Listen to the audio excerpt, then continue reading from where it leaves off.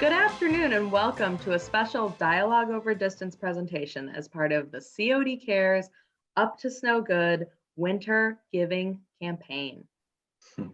My name is Sandy Marchetti. I'm the Tutoring Services Manager here at College of DuPage, and with me today is the Titan of Testing, Jarrett Dyer. You've heard the good stories of people in need and people succeeding.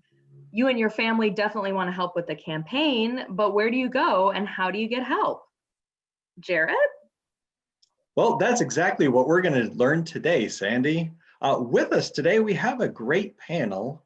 We're going to start with Chad Pedigo, Vice President of Development for DuPage Pads. We have Kristen Senni, Executive Director of Humanitarian Service Project. And back with us again, Shefali Trivedi, Executive Director of Giving DuPage, the county's volunteer center. So Shefali, let's start with you. Last week, you were here with us as a host when we heard personal and inspirational stories that helped us understand the why, right? The why behind this campaign and the why it is so important to support our neighbors. Today, you're here as a panelist to tell us everything we need to know about Giving DuPage and how we can support our community. So can you give us a little bit more, Shefali? Absolutely. Thanks for having me again today and for this opportunity to share a little bit more about Giving DuPage. We serve as the DuPage County Volunteer Center with a mission to promote giving back and volunteering countywide.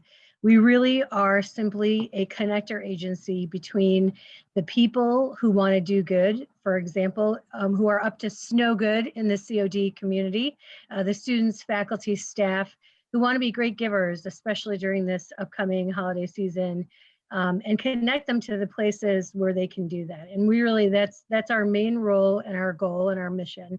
And we do that a couple of different ways, but predominantly we do it by hosting a website that we refer to as the volunteer portal that anybody can visit to connect to nonprofit organizations countywide. Usually that site is posting hundreds, over 800 volunteer and in-kind donation needs. Of course, this year, it's an unusual year because a lot of organizations, the vast majority of nonprofit organizations in DuPage County have had to cancel or put their volunteer programs on halt or suspended until further notice because the agencies themselves are all working remotely from home or they are just not able to safely accommodate volunteers in terms of traditional volunteer programs. The organizations that absolutely still need volunteers in person are those that are providing a lot of essential services. So for example, you would think about food pantries and such who are still hosting volunteers in person and have incorporated safety protocols to do that. But the way that the COD Up to Snow Good community can really help right now is to advocate, create awareness for charities, and also to do virtual volunteering, utilizing skills and pro bono volunteer work in a remote setting. So for example, students themselves are super and skills and experiences that a lot of nonprofits are looking for. For example, there are COD students who are great at graphics design and marketing and social media marketing and digital work and learning about apps or different tools that the nonprofit community just doesn't know about. This is a way where the COD community can really give back. Also, students forget that they can also serve on nonprofit boards in a junior board or even just as a regular board member. Nonprofit organizations are constantly looking for young people who have their great ideas to bring to the table. And of course, don't forget, you can donate items. This is a huge need right now. Organizations are looking for basic needs like paper towels and wipes to more complex needs that they're for the clients that they serve. And so this particular event where you're offering donation lists for different organizations locally is hugely important to the organizations at this time. Shefali, thank you for that really detailed answer and for all that you do for our community. Giving DuPage is a great resource for residents. It makes volunteering super easy. We're lucky to have this website and we appreciate you being here. Chad, I want to turn to you briefly. Let's talk about DuPage Pads. I know a little bit about it. My husband used to make meals for clients at, I think it's St. Margaret Mary's Church in Naperville for pads. So I know a little bit about it, but tell us about the organization as a whole and your number one concern as we head into winter. How can we help? You bet. Please thank your husband, like the many hundreds of volunteers across the DuPage community that have helped us to serve the needs of others and effectively end homelessness over 35 years. I want to say thank you to COD and to everybody. It's such a fun group to share the screen with here today and talk a little bit about serving the needs of others. I love the S.N.O.W project. I love the concept, but I also love the way that it draws people in to help with all sorts of different elements. And that's really what we're facing at DuPage Pads. In March of this year, like all of you, we found ourselves in a unique position where we were housing clients in congregate settings and needed to find a way to keep them safe without being in large groups. How do you do that? We had 29 shelters operating across congregations and no clue really how to pivot or adjust so fast.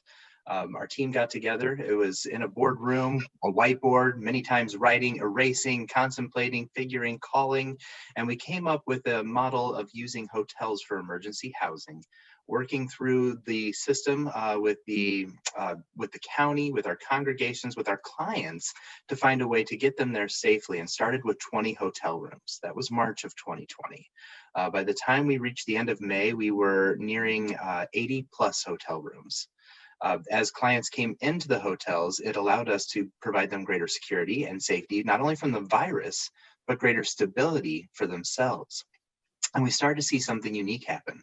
Positive outcomes for our clients, sleeping in the same place every night, having their own door to open and close, their own washroom, created a sense of stability that allowed them to focus on their housing plans. And so many clients, more than 50 households now that have come to the hotels as we use them for emergency housing, are graduating out to someplace stable. And that's remarkable, and we're thrilled. But more people are coming in. Our wait list to date is still over 50 households in need of housing, and we have 87 rooms filled this evening, and we're working our way up to 115 total. We have worked with the DuPage County officials, the county health department, and others to secure funding and grants and support. We've worked with Giving DuPage to find volunteers who are healthy and willing, following all socially distant and safety protocols, to help in our client service center. Normally a daytime facility that has now turned into a makeshift food pantry, processing, sanitizing, and preparing to redeploy food items on a weekly basis out to all of those hotel rooms to keep clients fed and safe. The reasons that bring someone to homelessness are so varied, but I can tell you right now that there is one way to make sure our community is safe this evening, and that is providing housing. Housing is healthcare. Without a safe place to call home, how do you go home during a stay-at-home order? How do you protect yourself and your loved ones? It's impossible to do without a safe place to go home to. You heard me mention the wait list a minute ago. We can't stomach knowing that someone might be out in the cold. So we started 2 months ago with 3 congregate partners redefining a model of interim housing care using 3 church locations that is going to reopen to the same 20 people to sleep there on a nightly basis. So several nights in a row at one location, and then moving to the other 2 and 3 to create a whole week of housing. That's new. We've never done that before. And so we've got people stepping up left and right, new volunteers coming in, offering to follow a new social distance practice of setting up 20 pads that are spread apart, the right amount of space, TV trays to eat meals, and make sure that we can do that on a nightly basis too, in addition to the hotels, and in addition to the 150 apartments that we serve through supportive housing. So the need is huge, the work is huge, but the giving hearts is the biggest part. And I know I'm going way past my time, so thank you for hearing me out, but you asked about the most important need, and I want to come back to that for just a moment. Really and truly, the most important need is housing. And the way that we get there with our model right now is by providing clients a safe place like our hotels, our congregate setting, and working with our case managers to come up with their housing plan and support them entirely through that process. Support can be food, support can be job training, support can be connecting you with other resources like mental health and transportation, some things that we take for granted on a daily basis, and making sure that our clients have the best path forward and the biggest support system possible to get them there. Tonight in the hotel, our youngest, born last week, a single mom with an infant. Our oldest, a 79-year-old who's working on figuring out how to be stable and how to be cared for. Everybody in between, including them, deserve a home, deserve a safe place to call home. I know together we can work to accomplish it. So thank you for helping us serve the needs of others, including us here. There's so much more I could share and talk about. But like Shefali said, right now we've pulled back the volunteer shifts. We reined everything in to keep everyone safe. So Giving DuPage and DuPagePads.org have a list of donated goods that we would love to receive. And I think COD and S.N.O.W is actually sharing that list. Non-perishable food items, gas cards, those kind of items, they go such a long way for our clients. But we're also reopening some of those volunteer opportunities, as I mentioned. Shefali, I promise to get them on Giving DuPage soon. But right now, as we're building that model and we're making sure it works, we're using a volunteer platform very similar to Giving DuPage, where anyone can sign up and register at our website and indicate where they want to volunteer. And there's some virtual volunteer opportunities there as well. So there's lots of ways to support. I just hope you pick one, find one, do something, and not just us. Humanitarian Service Project is an amazing group. A lot of other nonprofits are listed on your S.N.O.W webpage. Please pick one and do some good this season. We can't thank you enough. Wow, thank you so much, Chad. I really appreciate learning more about DuPage pads. Having lived in the community for almost 20 years, you've shared a lot more with me about this program than I ever knew. It seems like there's a lot you have to do and a lot you need to prepare for winter. So we're glad that you shared that perspective, and we're really glad that you shared with us how we can support the mission of DuPage pads. We're going to move on, as Chad had mentioned, to the Humanitarian Service Project. Kristen Senni is with us as well. Kristen, I'm sure you are experiencing some of the same concerns as Chad. Could you please share a little bit more with us? And then, I think if I'm correct, we're going to take an inside look with Floyd Kettering, one of the founders of the Humanitarian Service Project. So Kristen, please. Well, thank you. First want to say a huge thank you, honored to be here today amongst all my friends, and happy and very proud to be serving together.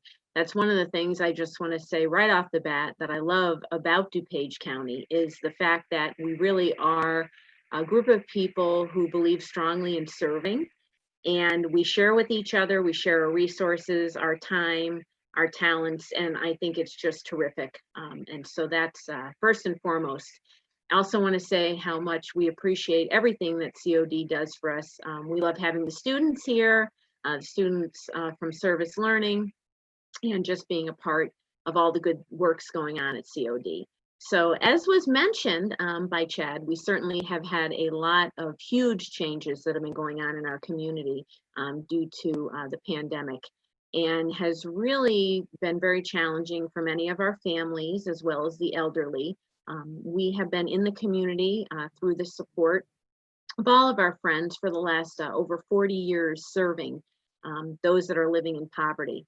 One of the serious challenges that's happened with the pandemic is that many people have lost their incomes, reduced incomes, really trying very hard to provide for their families, and just already on the brink of in poverty. And this is kind of pushing people farther that way. And we have seen an increase in, of course, the number of people that are coming to us looking for services. One of the things that happened when everything started back in March is it really has forced us, similar to what Chad was talking about, is to really look at the organization and meet the needs of the people.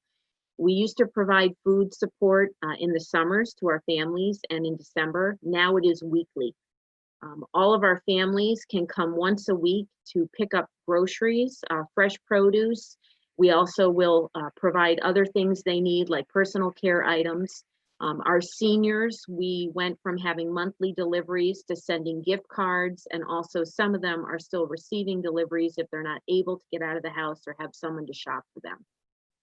Obviously, we are in November and Christmas is around the corner, which is normally a huge experience here.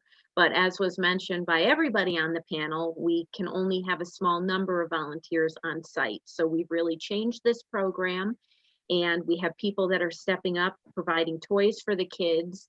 And many of our wonderful friends like COD are helping with gift cards so that we can be safe and make sure the families have what they need for their children to celebrate Christmas, but also to do it in a way that keeps people safe and allows families as well that if they need to purchase a coat for their child or some other basic needs support, they can do that. So huge need for us, of course, is food with weekly food distributions. Also any type of cleaning supply, toilet paper, paper towels, obviously gift cards now are a huge need. And, you know, honestly, we are just doing our best like everybody else to constantly meet the need of the people. And, you know, as Chad had mentioned as well, it's like, it doesn't matter who you support. There's so many wonderful organizations in this community. I just ask that you please share your love and your kindness, because that's really what people need now. They need to know. We have so many people telling us, I mean, parents crying, seniors crying, because they just, you know, they just need the help. And they're just feeling really good that people are stepping up and are giving so much of themselves to help them. And so with that, I just want to say a happy Thanksgiving and a Merry Christmas. And just everybody needs to just keep up the good work, keep the giving and the love and the kindness flowing, because believe me, it is greatly appreciated. Kristen, thank you so very much. Now we're going to hear from Floyd Kettering, one of the founders of Humanitarian Service Project, to tell us a little bit more about the impact they have on our community. Hello, my name is Floyd Kettering. I'm with the Humanitarian Service Project. HSP was created by myself and my wife, Carol, to serve needy children and senior citizens who are living in poverty. Well, our primary support is food, as you can see, and gifts for the children. But at this time, due to COVID, we've had to redirect our giving to many of our seniors to gift cards purchased from the local grocery stores, because we cannot deliver actually to the individual seniors.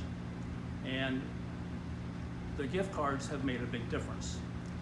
With families, we've been able to make weekly deliveries to them with a touchless process where they pick up food, and in the process we have had to increase our food purchases at this time because of the additional need brought on by COVID. We've been really blessed with support of the local community, and especially this year, people have stepped up to make a difference. We've been able to increase the level of giving and met the additional need because you, our donors, have made the difference, and you are making a difference in the lives of seniors and children. Thank you. Kristen, thank you. It's always so interesting to get an inside look into a large operation like the one at Humanitarian Service Project. So now, can you let us know a little bit more about how we can help? Yes, that is a terrific question. So really this year, as other panelists were talking about, we're trying to keep safe. Our greatest need right now is non-perishable food, and also toilet paper, paper towels, any type of personal care item, and gift cards. What we're working on doing is providing well over 1,000 children with a $25 gift card. And so that would go along with their toys and their book and their stocking stuffer. One of the nice things is anytime you go grocery shopping, it's easy when you're at Target, Walmart, or Meijer. Those are the 3 stores we're asking for, to just grab a gift card. You can mail it, so you don't even, have to come to our center, or we have a mail slot in our center door, or you can see us between 8 and 6. Excellent. Thank you so very much. Thank you to all of our panelists. This has been really inspirational, and it's been very informative as well. Giving us some more information on how we can give as we go into Thanksgiving and through until Christmas. We appreciate everything that you do for our neighbors, including many COD students. So thank you. Thank you. Thank you. As a reminder to our viewers, this presentation is part of College of DuPage's Up to Snow Good Winter Collection campaign. To see last week's presentation, Why We Give, With personal stories of inspiration, please head to the Up to Snow Good webpage located at cod.edu/snow. There you can watch the archive video from last week. And we want you to go right now to the COD Cares webpage and check out the 20 agency wish lists with hundreds of much needed items. This is just a little taste of the variety of need. Virtual giving is the safest and easiest kind of giving. You claim your items on the Google Sheet, head to your favorite online retailer, and have the items shipped directly to the agency for distribution to the clients. It's safe, it's easy, and you'll feel great about it knowing that you've really helped someone out. So, as an important public service announcement, virtual giving through Up to Snow Good closes Monday, November 30th. So there are only 10 more days left to fulfill the wish lists. And we have 2 agencies, as mentioned, that are just looking for gift cards, so that's even easier. So please, as Sandy mentioned, as the requests have been for today, please help if you can. All the information you need is online. Thank you for watching today, and thank you again for everyone that joined us on today's call. Thank you. Thank you.